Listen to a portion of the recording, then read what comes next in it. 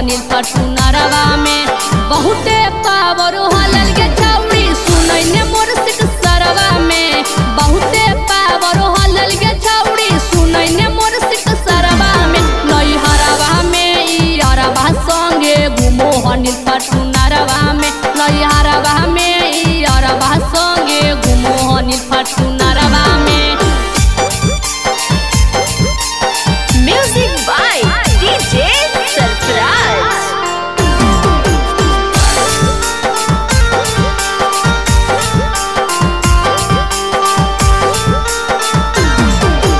बक्सर के बाली गलिया नवाद जिलक न दुनिया गे का कोलत के कन कन पानी में खिललौ तोर जवनिया गे गे सुनो ही बक्सर के बाली गलिया नवाद जिलक न दुनिया गे का कोलत के कन कन पानी में खिललौ तोर जवनिया गे बहुते खुश हो नील के छौड़ी बैठेल तू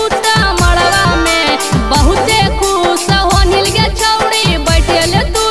मड़वा में नई हरवा में ई अरवा संगे गुमोहनिल फटुनरवा में नई हरवा में ई अरवा संगे गुमोहनिल फटुनरवा में।